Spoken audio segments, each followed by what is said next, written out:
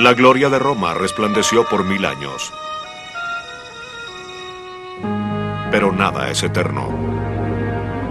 En el siglo III después de Cristo, la guerra civil absorbía el imperio. El caos y la corrupción carcomían su interior. Y en todas las direcciones, sus enemigos se alistaban para atacar.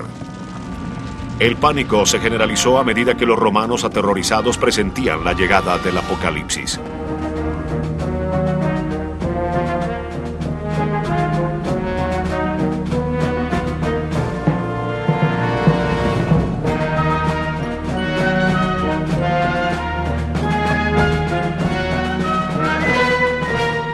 Roma, poder y gloria. La caída. Roma alcanzó su esplendor, su extraordinario poder y gloria en el año 200 después de Cristo.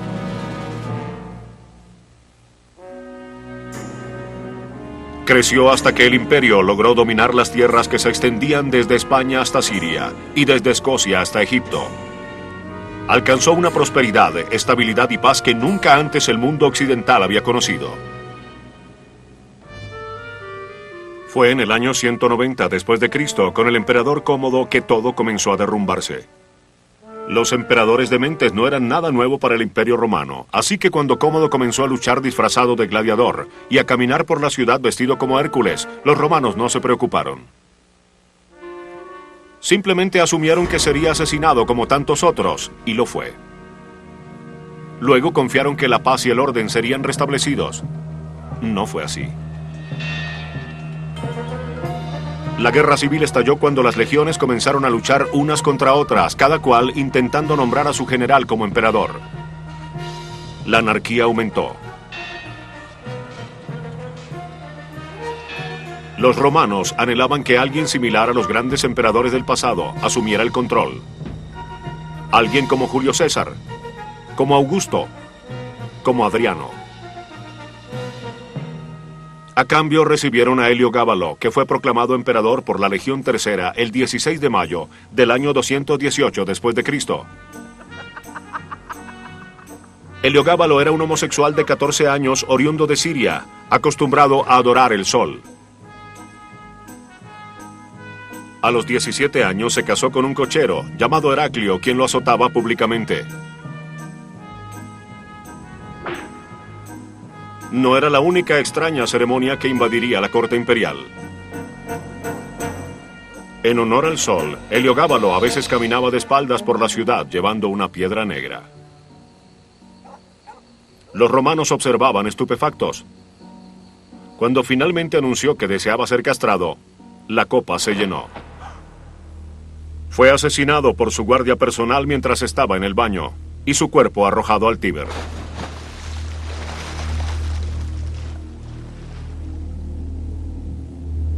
Los romanos se preguntaban cómo las cosas podían haber llegado hasta este extremo en su grandioso imperio.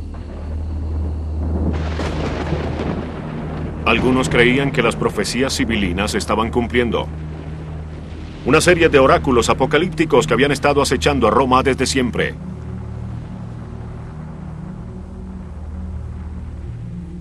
Y llegará el día, oh poderosa Roma, que recibirás un merecido golpe del cielo.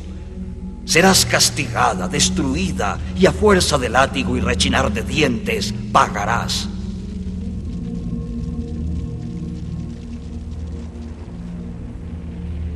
Y ustedes, hijas de Roma, vestidas de oro y de lujuria, embriagadas a causa de las cortesías de sus admiradores, serán convertidas en esclavas y en prostitutas, porque los hombres han olvidado el bien y se inclinaron por la ambición y la vida perniciosa.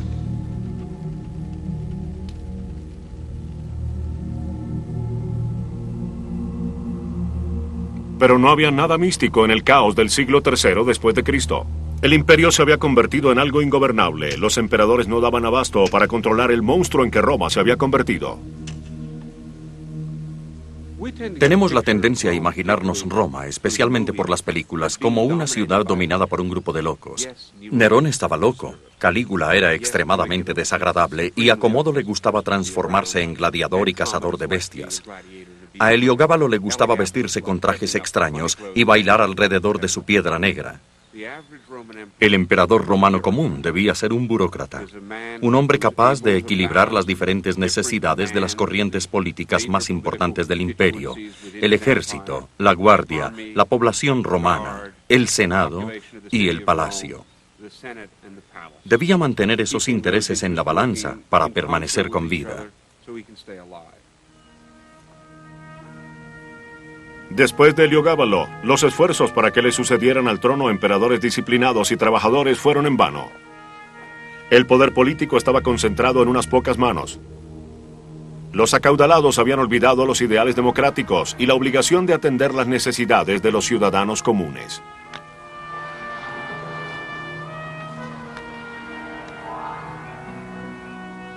Roma le había dado la espalda al hombre común.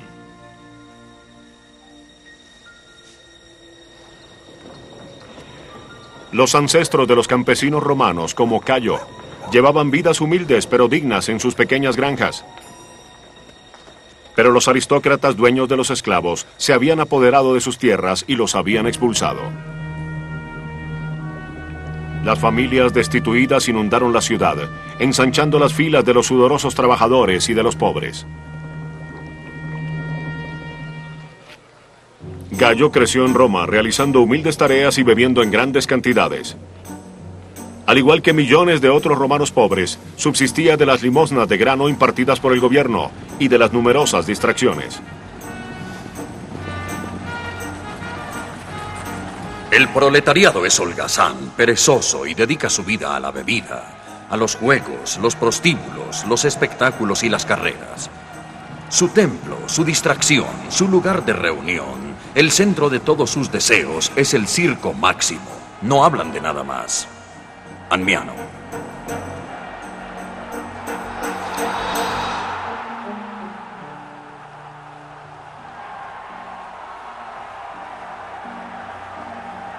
Para el siglo III después de Cristo, el número de días dedicados a los juegos había aumentado a una cantidad increíble, 170 por año.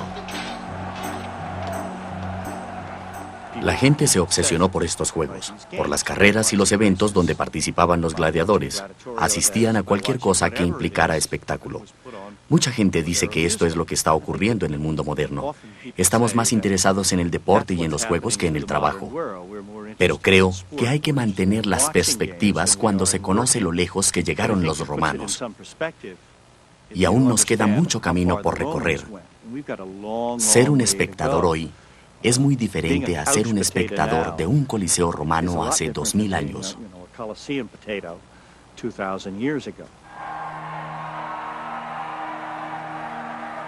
Por estar tan involucrados en sus distracciones, la mayoría de los romanos no cayeron en cuenta de que la tela social de su imperio se despedazaba por todas partes. El sentido comunitario romano había desaparecido.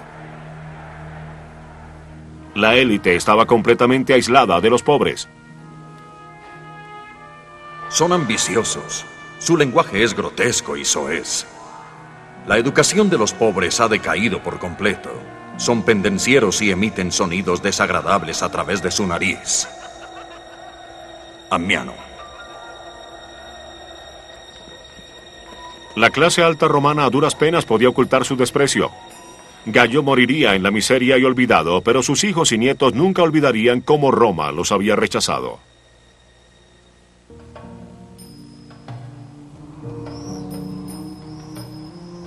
Los romanos educados estaban huyendo de todo lo relacionado con Roma, no solo de los pobres.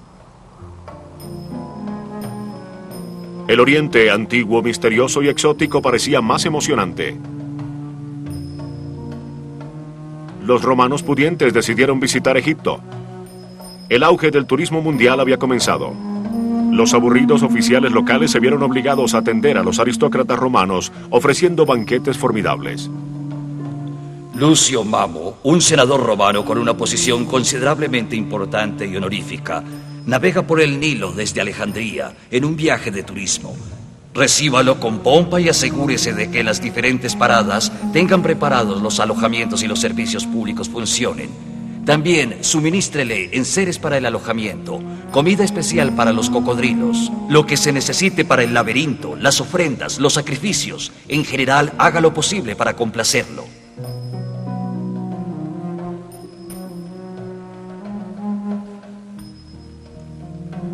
Los romanos se sorprendieron con las maravillas de Egipto y, al igual que los futuros turistas, escribieron grafitis que recordarían su visita. Yo, Paladio de Hermópolis, siendo juez, visité este lugar y quedé maravillado.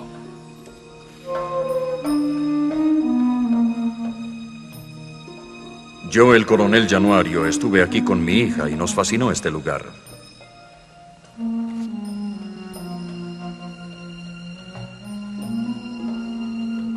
Único, único.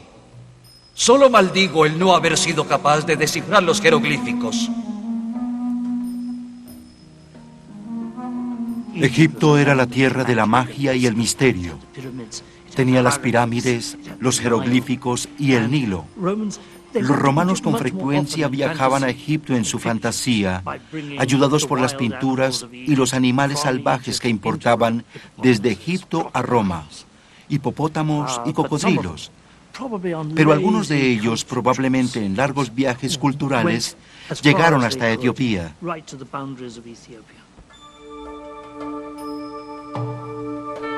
Mientras los viajeros se maravillaban con los misterios de Egipto, los romanos en casa tenían sed de conocer el misterioso Oriente.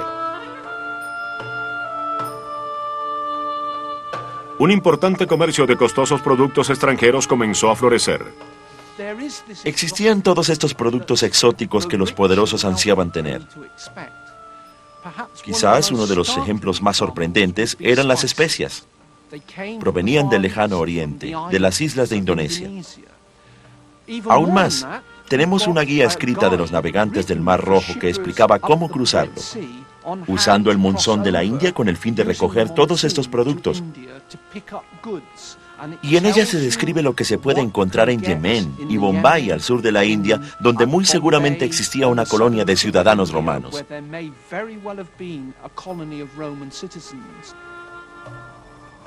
La fascinación romana por estos lejanos y exóticos lugares no era recíproca. Mientras Roma vibraba por el lejano oriente comenzaba a odiar a Roma. En las provincias y la periferia del imperio crecía el resentimiento. El gran orador romano Cicerón lo había presentido. Caballeros, las palabras no pueden expresar cuán encarnizadamente seremos odiados por las naciones extranjeras a causa de la extravagante conducta de los hombres que hemos enviado a gobernarlas. Todas las provincias están quejándose de la ambición y la injusticia romana.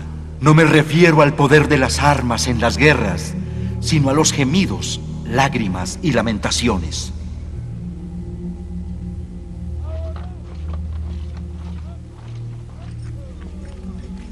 Desde un comienzo, Roma había construido su imperio ayudada por la fuerza de las armas. En las tempranas épocas del imperio era realmente ventajoso ser conquistado por Roma. Eso representaba tener ciudadanía, derechos civiles, comercio y prosperidad. Pero para el siglo III después de Cristo, estos beneficios se habían evaporado. La ciudadanía se transformó en esclavitud. La paz y prosperidad fueron reemplazadas por una vergonzosa explotación. Y por todas las riquezas que Roma extrajo de Asia, 3 veces más Asia extraerá de Roma, atacando su maldita arrogancia.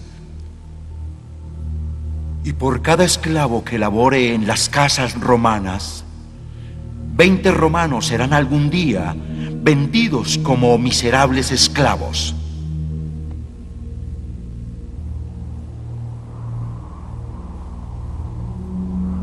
Roma se acomodaba sobre un polvorín de pobreza y resentimiento.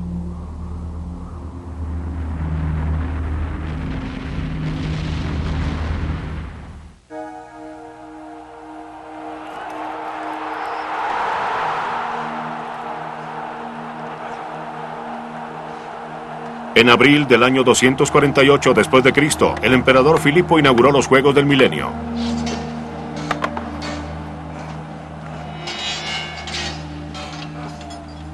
Roma cumplía 1000 años y celebraría su aniversario de la única forma que sabía hacerlo: con un espectáculo grandioso de rituales, carreras y derramamiento de sangre.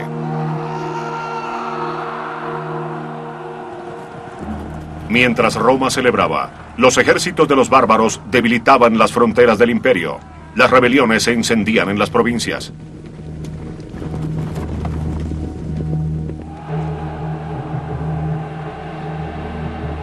Con su mundo hundiéndose en el caos, la sed romana por la distracción macabra creció.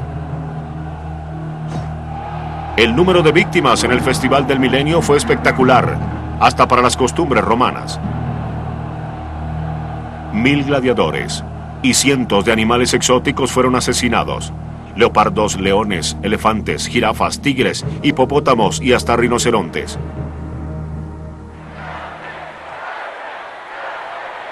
Ruidosas multitudes desfilaban con las estatuas de sus dioses por las calles. Los sacerdotes reunían sus ofrendas frente a los templos, orando por el retorno de la buena suerte romana. La misma naturaleza parecía estar conspirando contra el Imperio Romano. Cambios climáticos en Asia Central estaban congelando las altas planicies, obligando a las tribus nómadas a emigrar.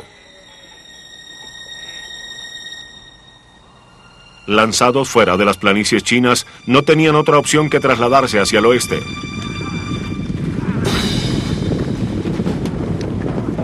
A medida que se dirigían hacia Europa, empujaron también hacia el oeste todas las tribus que encontraban a su paso.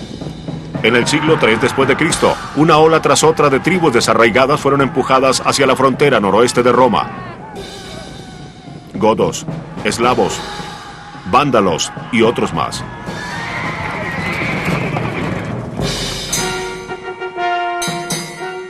En el año 259 después de Cristo, los persas atacaron. Reagrupando las defensas del imperio, el emperador Valeriano marchó junto con sus legiones cientos de kilómetros para confrontarlos. Debilitados por el cansancio, las tropas fueron masacradas y el emperador capturado. Deseoso de humillar al emperador al máximo, el rey persa utilizó a Valeriano como peldaño para subir a su caballo. Cuando Valeriano murió en cautiverio, los persas lo despellejaron y colgaron su piel en un templo a la vista de todos. La humillación de Roma fue completa.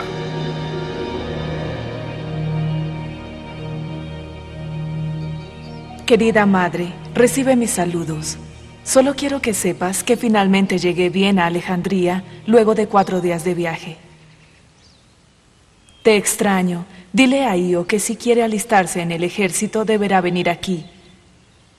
Todos parecen estar haciéndolo.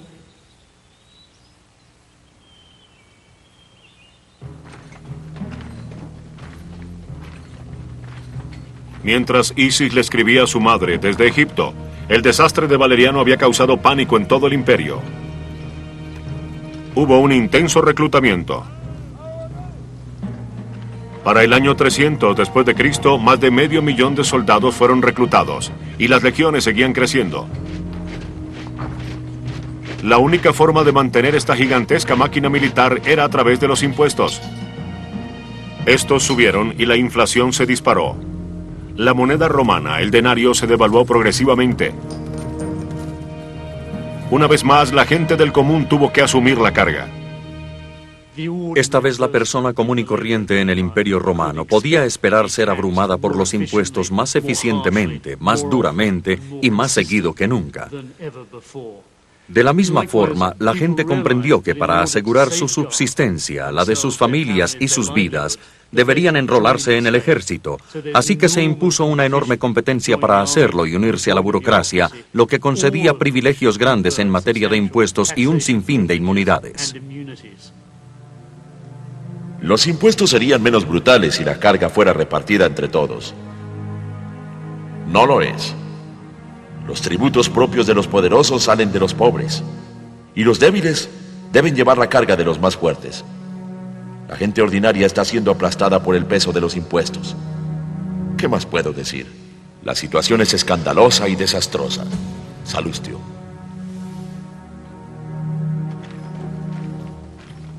Asediada por los enemigos desde afuera y atormentada en su interior, el imperio trató desesperadamente retomar las riendas del poder. Junto con el ejército, todo el aparato del poder imperial comenzó a ensancharse.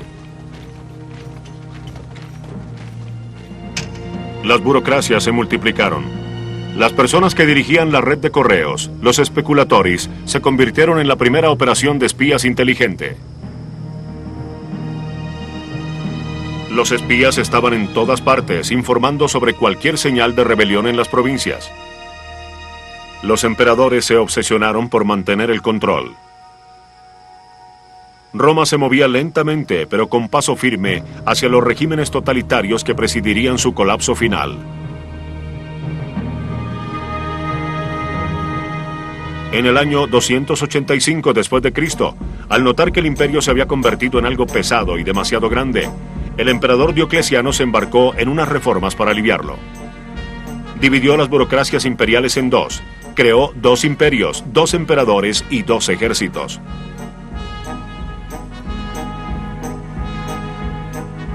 Congeló los precios, frenó la inflación y acabó con el culto subversivo llamado cristianismo.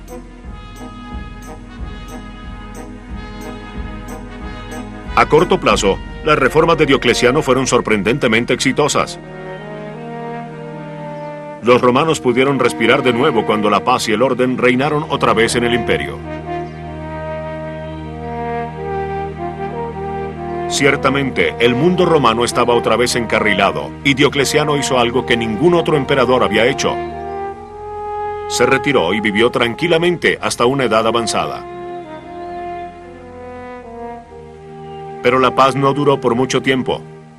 Para el siglo IV después de Cristo, ninguna reestructuración burocrática podía solucionar los conflictos de clases ni las peleas al interior del imperio que lo estaban destruyendo.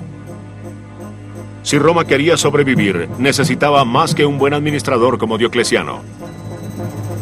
Necesitaba un gobernante poderoso y feroz. Estaba a punto de obtener uno.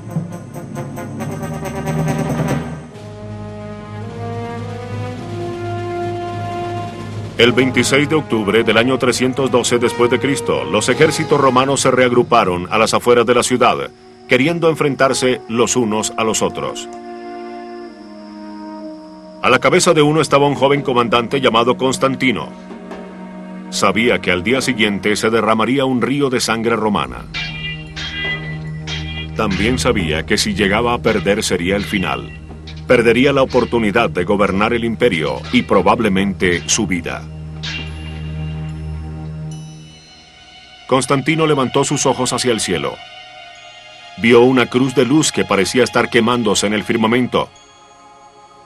Y sobre ella las palabras «In hoc signo vinces». Con este signo vencerás. El joven había hecho pintar cruces sobre los escudos de sus tropas. Al día siguiente, en la batalla del puente Milvián, venció al ejército de su rival Magencio.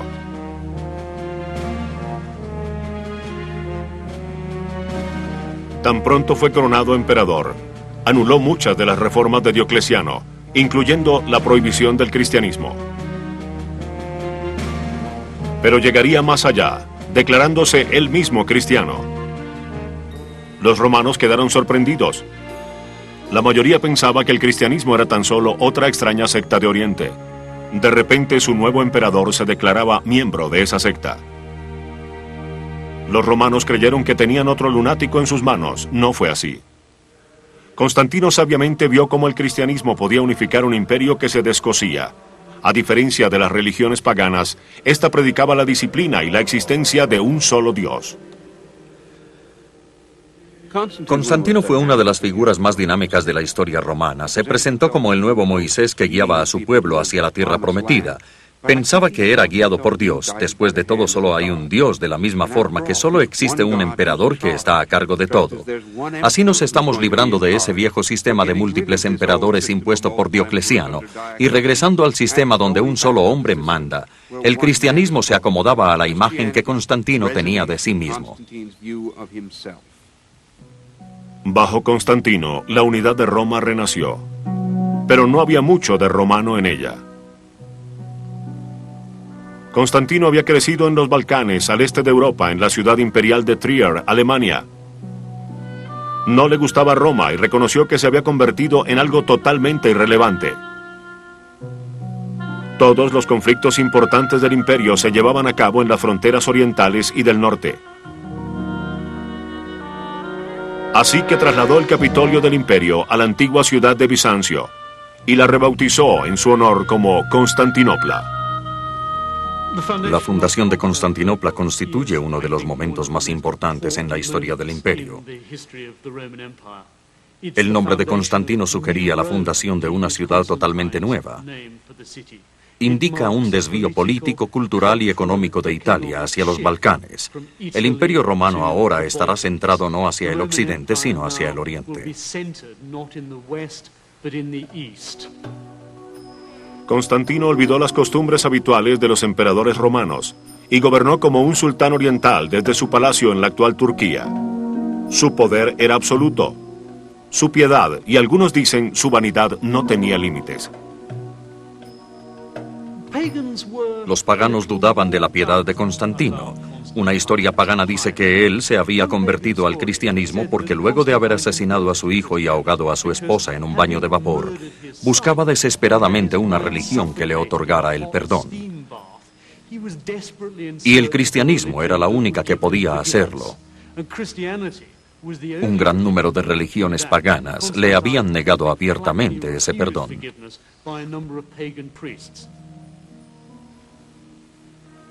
Antes de morir hizo colocar 13 ataúdes en su sepulcro, 12 para los 12 apóstoles y uno para él, como si Constantino fuera el 13º apóstol de Cristo, el que finalmente había logrado consolidar su reinado en la tierra.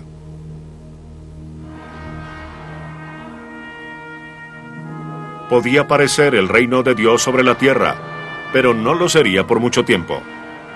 La transformación del cristianismo de ser una pequeña secta perseguida a ser la religión dominante del imperio fue violenta y llena de sangre.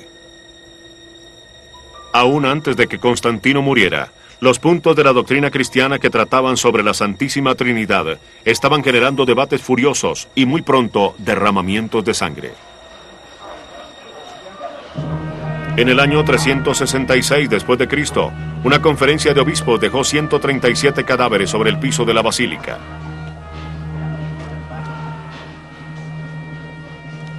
El siglo IV estuvo marcado por una seria división de creencias entre los obispos. Y ellos lucharían con todas las armas que estuvieran a su alcance. Utilizaron la fuerza del Estado para expulsar a ciertas personas de la Iglesia.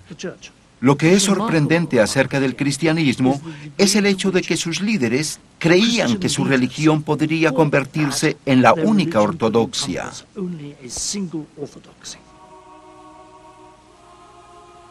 Las mismas personas que deberían mostrar un amor fraternal eran violentamente opuestas. Era una desgracia, algo enfermizo. Obispo cristiano.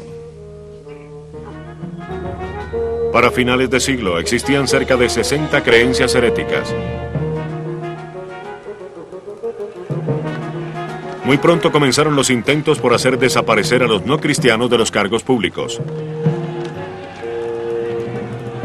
Las sinagogas fueron incendiadas. Los paganos observaban el crecimiento del cristianismo con alarma. Su Roma había sido fuerte castigando a las personas por sus actos, pero no prestaba atención a sus creencias. Esa tolerancia pertenecía ahora al pasado. Tengan cuidado. Ni las bestias salvajes son tan feroces como estos cristianos en su odio hacia los otros. Anmiano. Pero no todos los cristianos estaban dedicados a las conquistas teológicas. En el año 423, en las afueras de la ciudad de Antioquía, en Siria, un hombre llamado Simón subió a una columna. Se quedó allí por 30 años quemándose bajo el sol, arrodillándose, cantando y sufriendo. 100 años antes todos hubieran creído que se trataba de un loco. Hubiera sido arrestado o ignorado, pero no ahora. En esta nueva Roma cristiana, el sufrimiento era una indicación de santidad. Los romanos educados sacrificaban sus vidas confortables por irse a vivir al desierto. En el año 375 después de Cristo, San Jerónimo fue uno de los que escogió renunciar a todo, retirarse a Tierra Santa y mortificar su carne. Las lágrimas y los lamentos eran mi pan de cada día. Cuando sentía que el sueño se apoderaba de mí, dejaba mis huesos cansados sobre la tierra. Mis únicos compañeros eran los escorpiones y las bestias. Mi cara se había vuelto pálida a causa del ayuno. Pero aunque mis piernas estaban frías como el hielo, mi mente se quemaba en el deseo y los fuegos de la lujuria aún continuaban danzando frente a mí, a pesar de que mi carne ya estaba muerta. Jerónimo. Los romanos siempre se habían deleitado con grandiosos espectáculos de poder y ostentación. Habían heredado de los griegos y los etruscos el amor por el cuerpo humano y los apetitos carnales. En Roma antes de Constantino, si tenías la oportunidad de vivir bien, lo hacías. Para los paganos que rehusaron a convertirse, la negativa del placer era algo extraño e incomprensible. Los que se hacen llamar monjes viven vidas horribles en lugares sombríos y rechazan la luz. ¿Por qué motivo escogería un hombre vivir en la miseria para escapar de ella? Parecen tenerle miedo a todo, particularmente a lo que es agradable y placentero. La razón detrás de todo esto me parece algo completamente descabellada y lo encuentro absolutamente incomprensible. Rutilio. A pesar de los rigores del cristianismo, a medida que el cuarto siglo progresaba, los romanos se convirtieron a él. Las mujeres, largamente oprimidas por la Roma patriarcal, encontraron respeto y reconocimiento. A todos, hombres y mujeres, adinerados y pobres, romanos o no romanos, el cristianismo ofrecía un refugio para escapar de las crónicas incertidumbres de la era. No tengo duda de que el cristianismo salvó al Imperio Romano. Al final del siglo III le dio un nuevo enfoque de unidad, tanto religioso como ideológico. Pero el cristianismo fue lo que unió las diferentes partes del Imperio Romano después de la muerte de Constantino. El cristianismo podría mantener el imperio unido por un tiempo, pero no para siempre.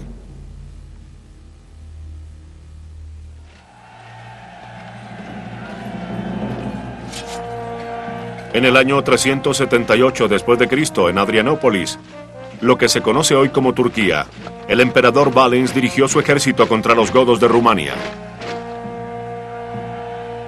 Era hora de enseñarle a los bárbaros una lección y someterlos a la soberanía de Roma.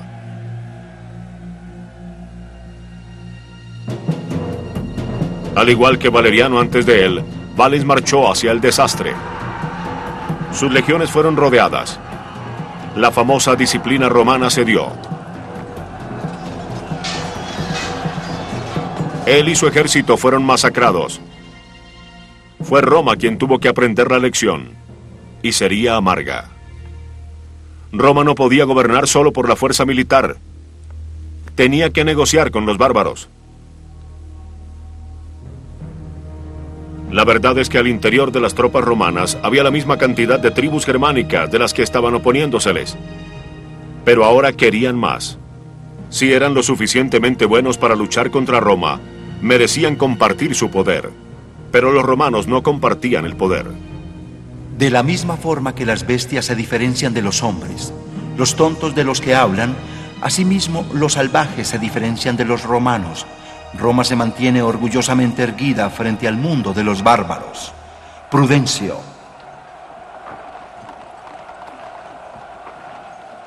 Ese orgullo romano estaba recibiendo un serio golpe. Obligados a abrirle campo a los bárbaros, los romanos comenzaron a sentirse amenazados. La intolerancia y el resentimiento crecieron. Los godos son pérfidos, los álanos pulgas rapaces, los sajones, francos y aurelianos son insensiblemente fríos, y los alemanes unos alcohólicos. Salviano. Un desprecio especial fue reservado para los hunos, nómadas de Asia Central, que habían empujado a los otros bárbaros hacia el occidente. Ellos también ahora aparecían en las fronteras del imperio. Son tan monstruosamente contrahechos que uno podría confundirlos con bestias de dos patas. Ignoran completamente la diferencia entre el bien y el mal, así que es imposible firmar una tregua con ellos. Como bestias irracionales, están a merced de los impulsos más bajos. Ammiano.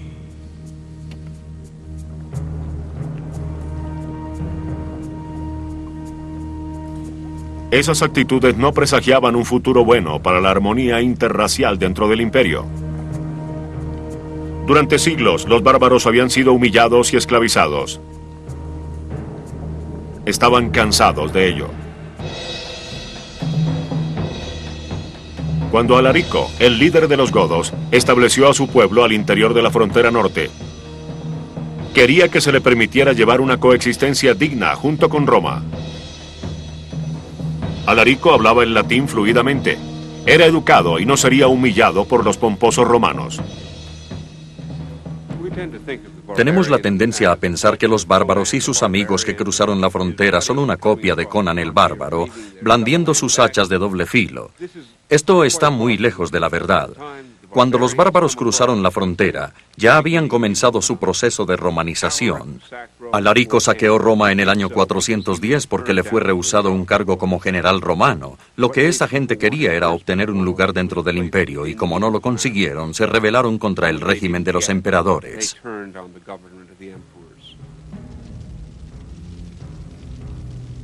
Pero Roma aún no había aprendido su lección.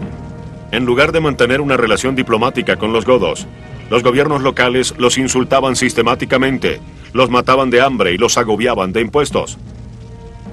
Alarico envió cartas de protesta al emperador, fueron ignoradas. Cuando Alarico y su gente finalmente descendieron a Roma en el año 410 después de Cristo, no fue para violar o robar, sino para hacer escuchar las protestas de su gente y exigir el tratamiento decente que les habían prometido. Para su sorpresa, a medida que su ejército marchaba a través del corazón del imperio, no apareció ni un solo soldado a la vista. La verdad era que los romanos ya no estaban preparados para luchar contra los bárbaros. Inclusive, algunos les dieron la bienvenida. Les digo que los pobres habían sido tan robados y maltratados que muchos de ellos buscaron refugio en las filas del enemigo. Buscaron en el corazón de los bárbaros una piedad romana porque no podían soportar más la terrible crueldad que caracterizaba a los romanos. Salviano.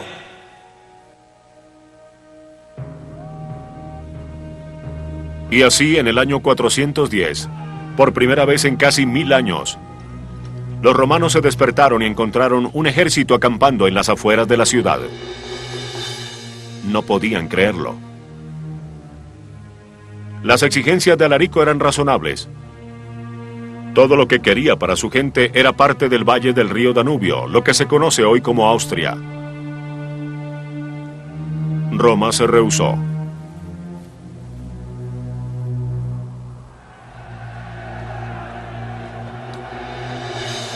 Furioso con la arrogancia de Roma, Alarico sitió la ciudad. Ahora además exigía 5.000 libras de oro, 3.000 libras de plata, 4.000 túnicas de seda, 3.000 pieles color escarlata y 3.000 libras de pimienta. ¿Nos dejarán sin nada?, preguntaban los enviados romanos. Alarico replicó: si nos dan lo que queremos, podrán quedarse con sus vidas. Roma no cedía, dilataba la respuesta y al final Alarico perdió la paciencia. Los esclavos bárbaros, fascinados con el prospecto de la ruina romana, abrieron las puertas de la ciudad. Los godos entraron y saquearon Roma.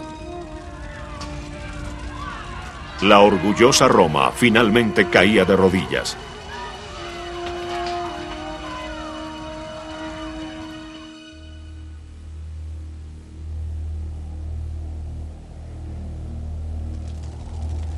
Es inconcebible que Roma haya caído. La ciudad que había subyugado al mundo, conquistada. No tengo palabras para expresar mi desesperación. ¿Qué pasará con nuestros amigos? Temo que todos sean aniquilados. Jerónimo.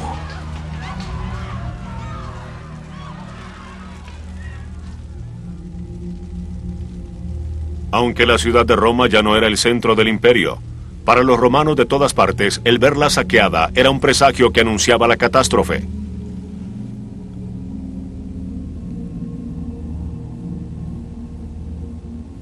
Las enfermedades se están propagando. El tiempo se acaba. Intuyo la masacre de toda la humanidad. Esto es seguramente el ocaso del mundo. Ambrosio.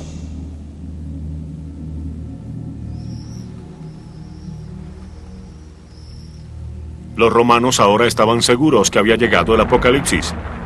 Circulaban historias acerca de que los cráteres de los volcanes habían aumentado y se alistaban para recibir las almas de todos los pecadores. Ahora Roma estaba dividida en dos.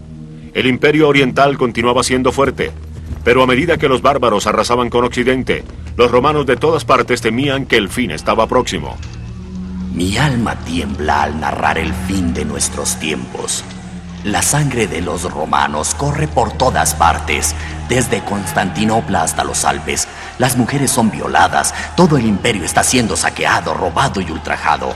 Jerónimo. Pero las visiones apocalípticas resultaron no ser verdad. No solamente el mundo no se terminó, sino que los bárbaros tampoco ni lo violaron ni lo saquearon todo. Los godos, visigodos, vándalos y otras tribus germánicas bajaron de Europa Central y se extendieron por todo el Mediterráneo. Para sorpresa de todos, trataron de vivir pacíficamente al lado de los romanos. Paulino era un noble romano que poseía enormes propiedades en Bordeaux, la actual Francia. Cuando escuchó la noticia de que el ejército de los godos se dirigía hacia sus tierras, temió lo peor y huyó para proteger su vida.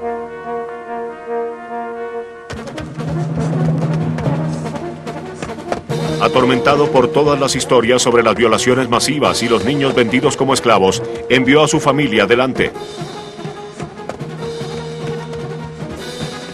Por el camino se sorprendió al recibir una carta de un godo desconocido. Dice que desea comprar un pedazo de mi propiedad y me envía el precio que cree que es justo. Estoy sorprendido. No es el valor real, pero bajo estas circunstancias me parece un regalo de Dios. Paulino. No hay duda de que el Mediterráneo estaba siendo visto por el resto del mundo como el Dorado en California. Es donde usted quería estar. Ahí estaba la buena vida. Es equivocado pensar que las tribus germánicas que invadieron el Imperio Romano y que eventualmente contribuyeron a su colapso querían destruirlo. Esa no era su intención. Querían ser parte de él. Y cuando conquistaron el occidente, se comportaron como muchos emperadores romanos, como los grandes senadores romanos, porque para ellos eso representaba la buena vida. El saqueo de Roma por parte de Alarico en el año 410 después de Cristo no fue el final. El imperio oriental aún era muy fuerte. Desde sus poderosas ciudades como Turquía en el Medio Oriente, observaba la desintegración del occidente con un desapego increíble. Lentamente se convertiría en el imperio bizantino, pero seguiría llamándose romano hasta la Edad Media. El imperio occidental brillaría por 60 años más. Aún habían emperadores en Roma, pero su control se estaba evaporando a medida que el poder de la burocracia central se derrumbaba. El imperio occidental ya no hacía nada por las provincias, excepto cobrarles impuestos. Los nobles romanos locales muy pronto sintieron que estarían mejor sin él. Comenzaron a verse como agentes libres que fortificaban sus estados. Hacían sus propios negocios con los bárbaros y hasta se casaban con ellos.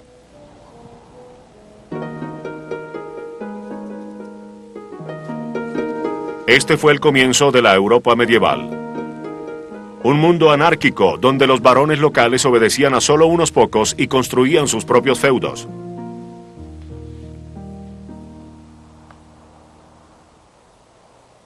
La desintegración del imperio occidental llevó a más gente a abrazar el cristianismo.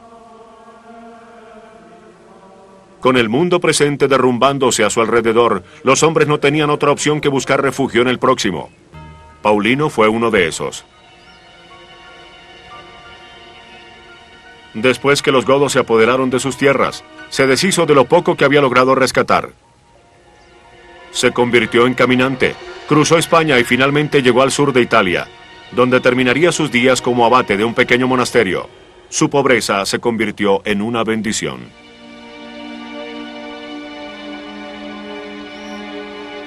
Hoy visito muy poco las ciudades y he llegado a apreciar la íntima lejanía de este campo silencioso.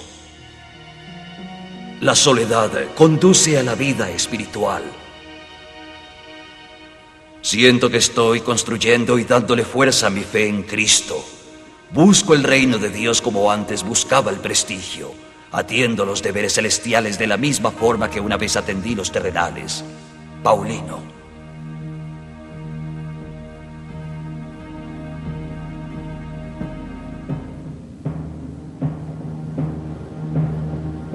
En todas partes la gente le estaba dando la espalda a Roma.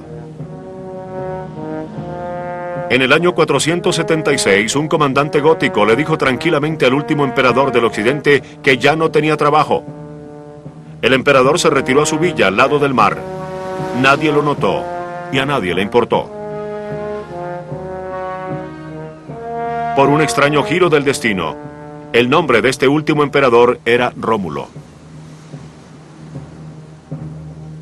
Más de 1000 años habían transcurrido desde que el primer Rómulo, el legendario salvaje amamantado por una loba, asesinó a su hermano y fundó Roma a orillas del Tíber.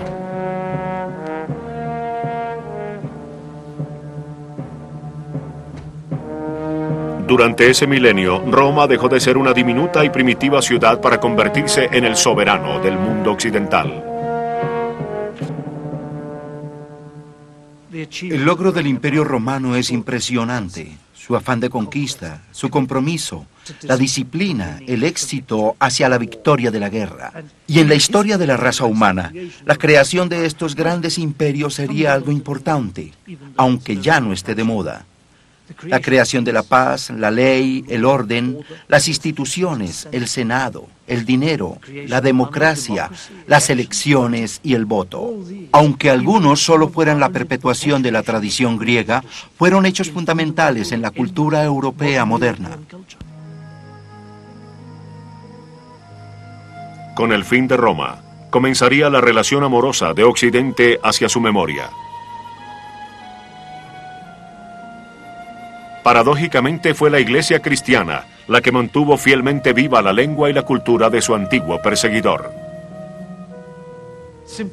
Sencillamente, entre a cualquier iglesia. En lo que respecta a su arquitectura y su diseño, usted acaba de entrar en un palacio imperial romano. Siéntese en una iglesia y escuche el servicio religioso, la liturgia, los himnos. Estará usted escuchando la ceremonia de la corte de la Roma imperial. La estructura de las bases de la iglesia cristiana, su liturgia, sus coros, sus sacerdotes y sus obispos son imitaciones de las ceremonias llevadas a cabo en la corte imperial.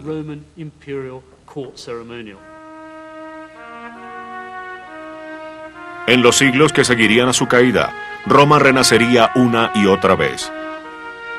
La idea conductora del Renacimiento italiano era el renacimiento de Roma y su idealismo clásico. Cuando los padres fundadores de Estados Unidos buscaron un modelo para su nuevo país, su mirada se posaría en Roma. Educados en los clásicos, vertieron los ideales republicanos en la Constitución.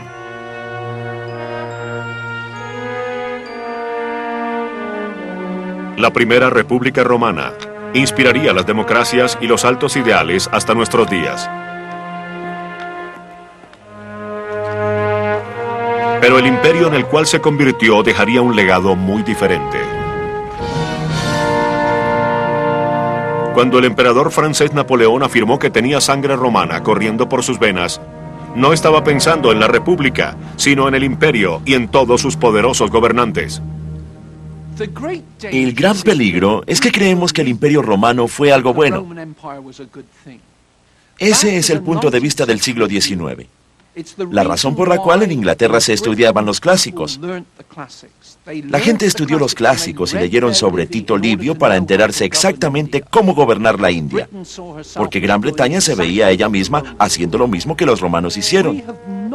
Aún no hemos escrito apropiadamente la historia postimperialista de Roma, ni hemos visto que todo este asunto, aunque fue algo magnífico, tiene un lado negativo. Está lleno de violencia, tiene un lado oscuro. El lado oscuro de Roma fue despiadadamente explotado por el dictador fascista Mussolini, quien abiertamente organizó su régimen a imagen de un imperio romano y se veía a sí mismo como el nuevo emperador Augusto.